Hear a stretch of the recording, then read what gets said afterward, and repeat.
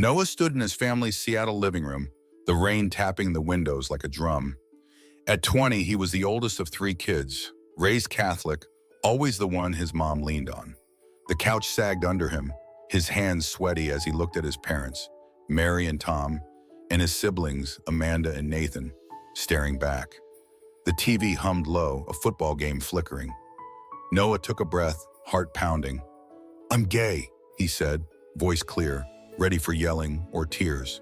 Instead, silence hit, thick and heavy, like the air before a storm. Mary's knitting needle stopped, her eyes fixed on the floor. Tom shifted in his recliner, rubbing his neck. Amanda, 18, scrolled her phone, barely glancing up. Nathan, 16, chewed his lip, saying nothing. Minutes dragged, no one moving, until Mary stood, walked to the kitchen, and started washing dishes, the clatter loud in the quiet house. Noah waited, hoping for something, a word, a look. 3 weeks later, Mary pulled him aside after Mass, her voice soft but firm. "I don't agree with it, Noah, but I won't turn my back on you." He nodded, wanting to believe it meant love, but no one hugged him, no one asked how he felt. Dinner stayed the same, meatloaf and small talk about school or work, like he'd never spoken. Tom clapped his shoulder once, muttering, "You're still my son." And Noah clung to that, thinking it was enough. Amanda smirked sometimes. Nathan stayed quiet, but the house kept moving, a machine that didn't stop for truth. After college, Noah landed a job at a big marketing agency in Seattle, climbing fast, his name on campaigns that lit up billboards. He'd call home, Mary bragging to aunts, "Noah's doing so well, works downtown, you know." At family dinners, they'd nod when he talked about his job, Amanda asking about his apartment, Nathan grinning over Noah's stories of client pitches. He felt proud, like he'd earned a place, even if no one mentioned his life outside work. But then the calls started. Amanda needed cash for a car repair, her voice casual. "You're making bank, right, Noah?" Nathan texted about college fees. "Just this once, bro." Mary sent hospital bills, overdue, with notes. "Can you help?" Noah wired the money every time, thinking that's what family did. He'd sit in his office, skyscrapers outside, and wonder why no one asked how he was holding up, why the table never had room for his real life. They clapped for his success, but their arms stayed closed. And Noah, at 27, started to feel the weight of a love that never quite reached him. If Noah's story hits you, stick with us. Hit that like, share with someone who's felt alone in a crowd, and subscribe to Heart Stories. Tell me in the comments, what's a time you spoke your truth and got silence back? Noah's apartment in Seattle felt like a refuge, his coffee maker hissing as he got ready for work. At 27, he was killing it at a marketing agency, running campaigns that turned heads downtown. His desk had a photo of him and Lucas, his boyfriend, grinning at a food truck, tacos in hand. Noah would touch the frame, smiling, but his phone always buzzed, pulling him back. Amanda's text came first, short and sharp. "Car needs new tires, Noah. Can you spot me $600? He'd barely reply before Nathan's ping hit. "Rent's due, man. 800 should cover it. You good?" Then Mary emailing a pharmacy bill. "Knees acting up. Insurance didn't pay. Can you send 400? Noah sat at his kitchen counter, coffee cold, and sent the money, his bank app a blur of transfers. It was routine now, their asks piling up like dishes he couldn't wash fast enough. He'd drive to Redmond for family dinners, the house smelling of pot roast, the table loud with Amanda's stories about her 2 kids, Nathan's plans to switch majors again. Noah would set out napkins, hoping someone might ask about his life. Mary'd pass the green beans, Tom talking about his hardware store, and Noah waited, his stories about work ready. "Closed a big deal last week," he'd say, testing the water. Amanda'd nod. "Cool, bet that pays well," then pivot to her toddler's tantrums. Nathan to grin. "Nice, you rolling in it yet?" But never follow up. Mary'd smile, "Proud of you, hun," but her eyes stayed on Tom, checking his mood. Noah chewed his food, the silence louder than their chatter. His world outside that house a topic no one touched. Last Thanksgiving, Noah brought Lucas, his stomach knotted but hopeful. They walked in, snow on their boots, Lucas carrying a pie. Mary hugged Noah quick, then led Lucas to the couch, her voice polite but clipped. Good to meet you, she said, offering coffee, but pulled Noah aside in the kitchen. Don't talk about him in front of your cousins, she whispered, her hands twisting a dish towel. I love you, Noah, but people talk. Lucas sat through dinner, Amanda asking him about traffic, Nathan glued to his phone. Tom carved the turkey, grumbling about politics, and Noah watched Lucas force a smile, his own throat tight. No one asked Lucas about his job teaching art. No one asked Noah if he was happy. When Ants showed up, Mary bragged, Noah's got a fancy job, helps us out all the time. But his life, his love, stayed off the table, like a plate they'd forgotten to set. Back in Seattle, Noah paid anyway. Amanda's daycare fees when she overspent, Nathan's phone bill when he partied too hard, Mary's doctor visits piling up. He'd check his account, numbers dropping, and tell himself it was fine. Family helped family. But at night, he'd lie awake, Lucas snoring beside him, and replay dinners, Christmases, phone calls. No one ever asked, you okay, Noah? Work stressing you out? Got someone special? He'd talk to Lucas, venting over takeout. They don't care about me, just what I send, he'd say. And Lucas would nod, you're more than their bank, Noah. He wanted to believe it, but the asks kept coming, and their silence about his life grew louder. Noah gave and gave, chasing a nod, a smile, thinking one day they'd see him, not his paycheck. But the truth was creeping in, sharp and clear.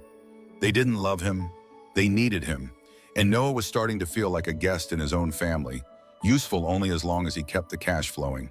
Noah sat in his Seattle office one Sunday, the rain blurring the skyline outside. At 27, he was used to long weekends, tweaking campaigns, but today he opened his bank app to budget for groceries. His eyes caught the balance. $9,200 gone, siphoned out in 3 days. His pulse jumped, hands hovering over the keyboard. He called the bank, voice tight, and the rep's answer hit like a brick. Withdrawals came from an IP in Redmond, she said calm, like it was nothing.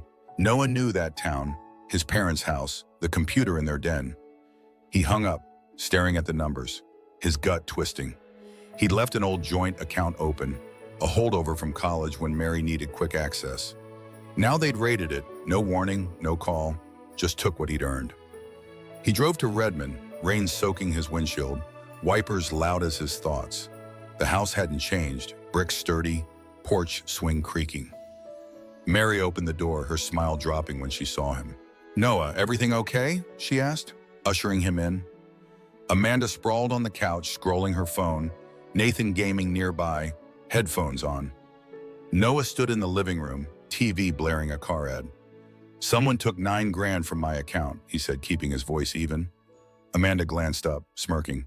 Come on, Noah, you're loaded. We just borrowed a little. Nathan pulled an earbud out, shrugging. It's not like you're hurting, man. Mary stepped closer, her voice soft. You don't have kids, Noah, no big expenses. Amanda's struggling, Nathan's got school, family shares, right? Noah's legs felt heavy, like he'd been punched.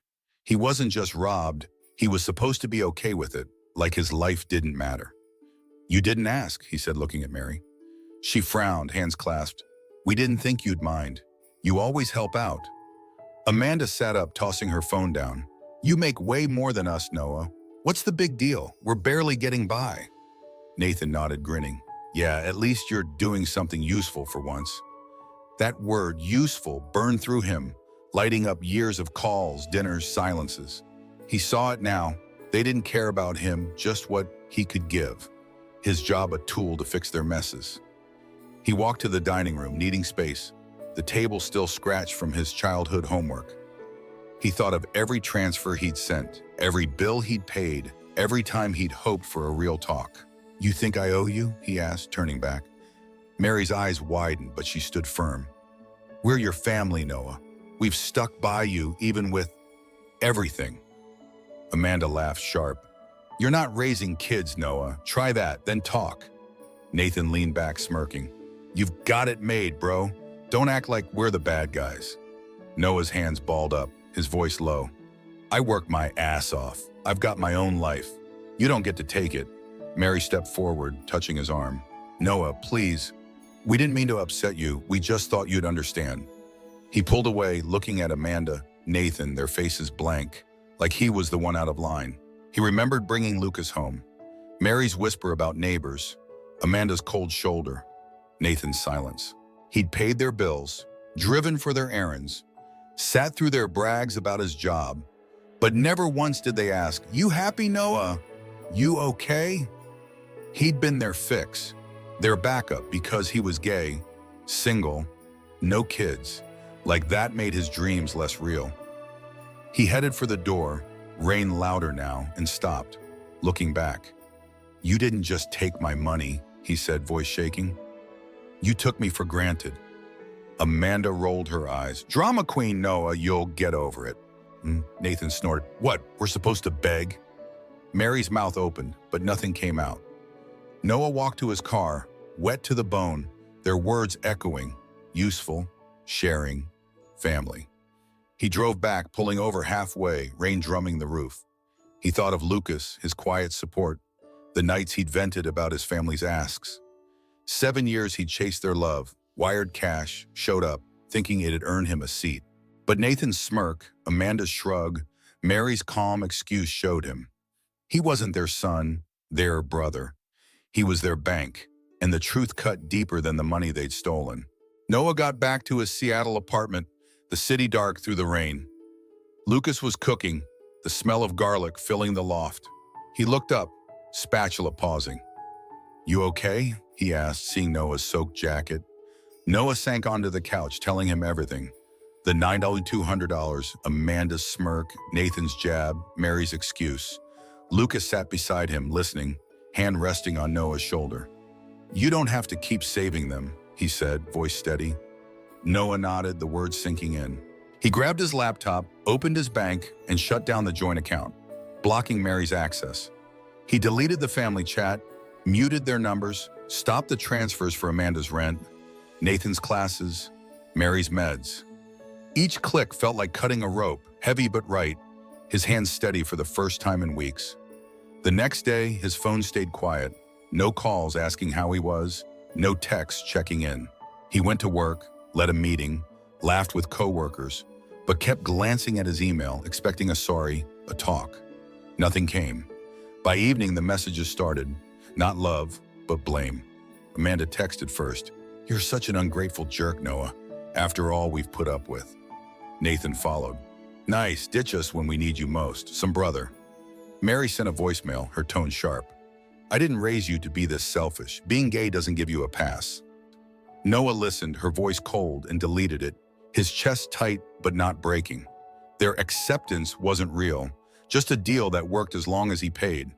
The texts kept coming, piling like junk mail. Amanda wrote, "My kids are hungry, Noah, and you're sitting pretty real nice." Nathan sent, "Hope you sleep okay knowing we're screwed because of you." An uncle emailed, "Heard you bailed on your family, pretty low." Noah read each one, then trashed them, his jaw set. He thought of dinners, Mary nodding at his job, Amanda asking for cash, Nathan joking about his fancy life. They'd brag to neighbors, "Noah's so good to us," but never asked, "You seeing someone? You happy?" Mary's "I love you" from Christmas played in his head, but it wasn't love. It was a hook, keeping him close while he gave. Lucas saw him quieter, picking at dinner, and pulled him to the couch one night. "You're not their ATM, Noah," he said, eyes locked on his. "You're enough without their mess." Noah leaned against him, the warmth real, not like the cold nods at home. He remembered being the big brother, fixing Amanda's bike, helping Nathan with math, always there when Tom worked late. He'd thought coming out would change things, but they just clapped, said family, and kept taking. Now, without his money, their true colors showed, and Noah felt the ground shift. "They never accepted me," he told Lucas, voice low. "They just kept me around for what I could do." Noah walked to his agency the next morning, the air crisp, no rain. He passed a park, kids playing, and thought of Amanda's toddlers, Nathan's late nights, Mary's doctor visits. He'd carry them thinking it'd make him family, but they'd never asked about his dreams, his fears, Lucas. He pictured Haven, the cafe he and Lucas dreamed of opening, a place for kids like him, pushed out, needing a home. He didn't need Mary's table anymore, didn't want it. Their texts were noise, not love, and Noah was done listening. He'd given years, money, heart, hoping for a bond they'd never offered. Now he chose himself, Lucas, a life free of their demands. And for the first time, walking away didn't feel like loss. It felt like freedom. Noah moved in with Lucas a month later. Their new place, a small loft in Seattle's Capitol Hill, walls lined with plants and books. The rain still fell, but inside felt warm, a home Noah hadn't known he could have. Lucas cooked pasta, humming, and Noah set the table, their rhythm easy, no expectations hanging over them. They'd talk late, laughing about work, planning trips, building something real. Lucas had seen Noah through the family fallout, never pushing, just there. And Noah realized this was love, not the kind that came with a bill. They opened a cafe that spring, a cozy spot called Haven, tucked between a barbershop and a record store. Noah hung local art, Lucas stacked shelves with queer books, and they hired young LGBTQ+ kids. Some kicked out, others just lost. Noah taught them to pull espresso, Lucas showed them how to balance a till, and the kids stayed late, joking, sketching, safe in a way Noah wished he'd been at their age. One girl, Mia, 19, told Noah she'd been disowned for being trans. He listened, gave her shifts, paid for her barista course. "Your family here," he said, meaning it, and her smile stuck with him, a light he hadn't seen in his mom's house. Haven grew, tables full by summer, regulars calling Noah by name. He'd watch the kids, Mia now training new hires, others studying in the corner, and feel something settle, a purpose bigger than any campaign he'd pitched. Lucas would catch his eye across the counter, grinning, and Noah knew he'd found his place, not at his family's table, but here, with people who saw him whole. He didn't check his old phone anymore, didn't wait for texts. Mary, Amanda, Nathan were gone, their voices faint, like a radio turned low. He'd heard Amanda lost her apartment, Nathan dropped out, Mary struggled alone. No one reached out, not to talk, not to mend. Their silence said it all. They'd loved his money, not him. One evening, a regular, an older guy with a gray beard, sipping coffee and asked, "You still talk to your family, Noah?" The cafe was quiet, just the hum of the espresso machine. Noah wiped the counter, thinking of Mary's whisper, Amanda's demands, Nathan's smirk. He smiled, soft but sure.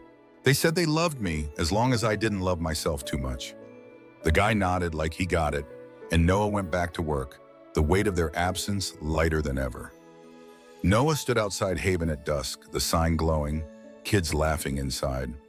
He thought of his 20-year-old self, cared in that living room, hoping for a hug. He didn't need it now. He had Lucas, Mia, the calf, a family he'd built from scratch, one that stayed without asking for his wallet. The screen fades to black, words appearing. Acceptance isn't tolerating someone's existence. It's loving them when they've got nothing left to give.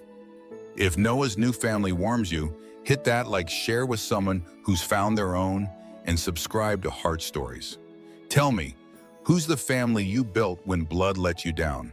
We're here for the real ones, so tap that bell. Don't confuse tolerance with love. One disappears when you stop giving. The other stays even when you have nothing left.